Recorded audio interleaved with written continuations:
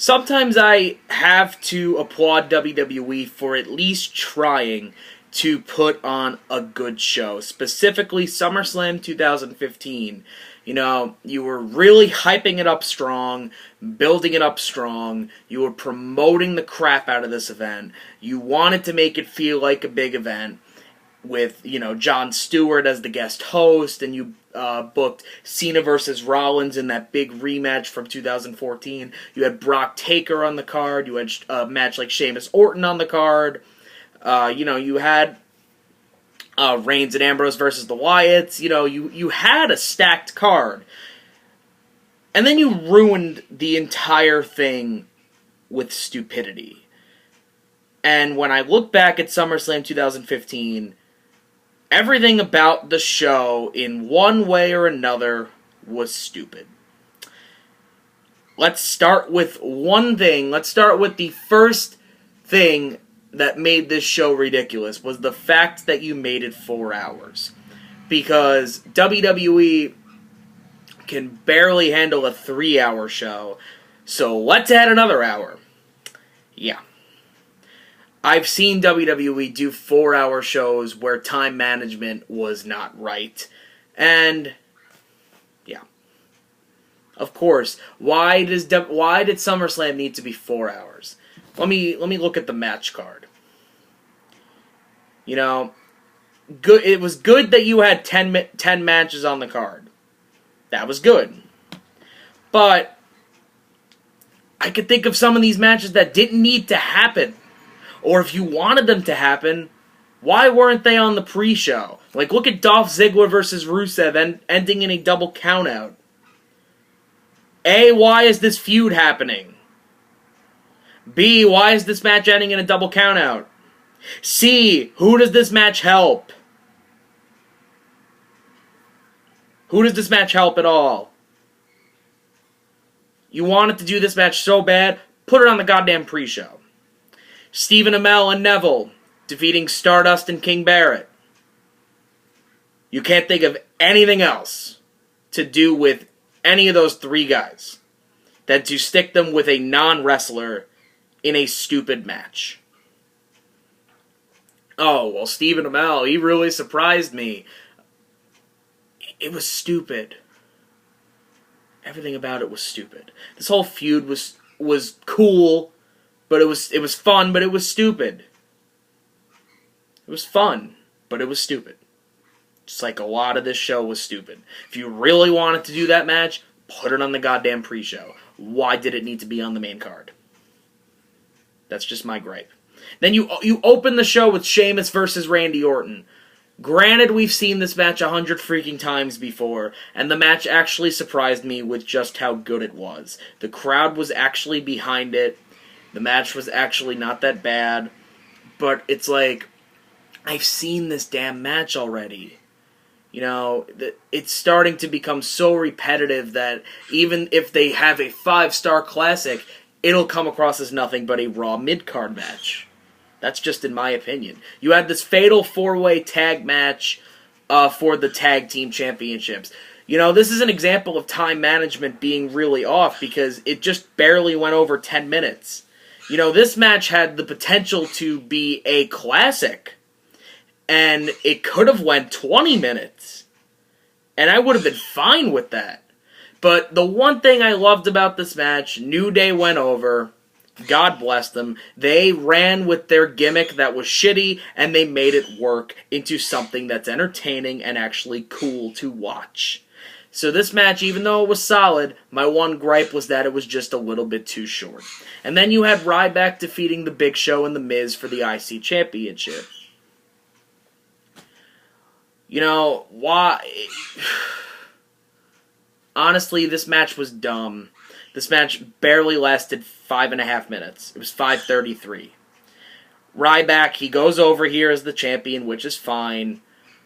Why is Big Show in this match? Just do Ryback versus The Miz. Because the feud leading up to this was ridiculous. It was stupid. Ryback versus The Miz. That's all you needed to do. Big Show had no business in this match, in my opinion. He had absolutely no business. And then you had this tag match between the brothers, Roman and Dean, against the Wyatt family. You know, again, the match wasn't bad, but it was just, why did the Wyatts not go over? You're trying to establish them returning as a faction, as a tag team. And in their first match you have them lose? It just doesn't make any sense. And the match it barely went 10 minutes. Again, ridiculous. Why are the Wyatts not going over?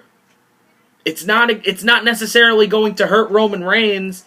And you know what? Dean Ambrose can't really get hurt any more than he already has been. Have the Wyatts go over. I don't understand why that's so difficult. I don't even think Bray, other than Battleground, did Bray go over once in this feud? I honestly don't even remember. Then you had this title unification match between Seth Rollins and John Cena with both the US and world titles on the line. Well, I have to say one thing about this match. I was actually beginning to like this match. The feud leading into it I actually started to like, because it was honestly Seth's best promo work. It was some of John Cena's best promo work that we've seen in a long time. And the match was really starting to click for me. It was really starting to go for me. The crowd was actually into it. The crowd was way behind Rollins, which is really good, even though he's supposed to be the heel in the match. You know, the match was really damn good. But why did the end happen? Why did the finish happen? It's so ridiculous. You know, I understand using your guest host of SummerSlam in a big way, Jon Stewart. You know, using him in a big way, that's fine.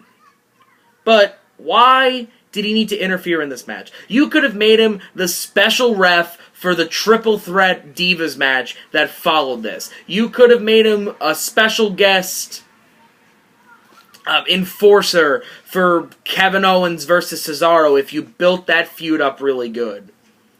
Why did he need to be involved in this match that had so many ramifications to it?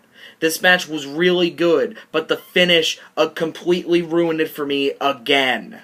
Just like it did at WrestleMania 30 with Bray Wyatt versus John Cena. It was like, blink and you missed it, Cena wins, LOL. Here you have Rollins winning. I get it that he's supposed to be the heel and he's supposed to win with interference. It's not needed all the time, and it is especially not needed by the guest host of the show who has no business in this goddamn match.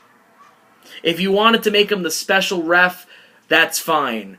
But the screwy finish was stupid. It was ridiculous. Why did... I still don't understand it to this day, and it's January 2016. And then you get the triple threat elimination match between Team PCB, Team Bella, and Team Bad. One big gripe I have about this match, I understand that Sasha Banks had the match the night before to take over Brooklyn, but the fact that she jobbed out in in not even a couple of minutes. She was the first one to go. And it was really weird. This match just went together really weird. I can't like the Divas Revolution because, again, the WWE builds them like they're stupid and irrelevant. It's my opinion. The match of the night, in my opinion, it wasn't even the main event. It was Kevin Owens versus Cesaro. And look at where this match was placed. It co-main evented SummerSlam over Cena versus Rollins for the title. This match was damn good. You know, 15 minutes, that's solid. That's a good time. Match was good. Kevin Owens goes over. Really doesn't hurt Cesaro that much. Good match. Good match all around. And then you get to the main event. Oh, and if WWE, with their screwy finishes, if they didn't get you before, they got you now. Undertaker versus Brock Lesnar. A feud that I didn't want to see, but ultimately I watched. I started to like it a little bit. Then the match started to happen. The match was really good. It was actually a lot better than the WrestleMania 30 match where Brock broke the streak. Match was really damn good, and it wasn't even a wrestling match, it was a brawl, and the crowd was into it again, and when the crowd's into it, you know that you've done right. And then the fucking finish happened. Why is there that the Jon Stewart finish was bad enough? Why couldn't they just have Brock go over clean here? Instead, you had Undertaker go over, with this screwy finish where he taps out, but he gets the... Everything about this match was stupid. Even though it was really damn good, again, the finish ruins it for me. That happened twice on the damn card with the 2 matches that you've been booking up to this show for. This is supposed to be SummerSlam. It's supposed to be your WrestleMania of the summer, and you're booking it like it's a fucking episode of Raw. You're booking it so ridiculously that it makes me question why I even watched this show. That's what SummerSlam 2015 was for me. Waste of my time. 4-hour waste of time. Worth the amount of money the network costs. Stupid. All around. This match was stupid because even how good it was, the finish ruins it for me. And the fact that we needed to go back to this match at Hell in a Cell is stupid. He broke the streak. End it there. Or if you wanted revenge, do it at WrestleMania. It had no business being at SummerSlam, and the finish had no business happening. This pay-per-view sucked and was stupid.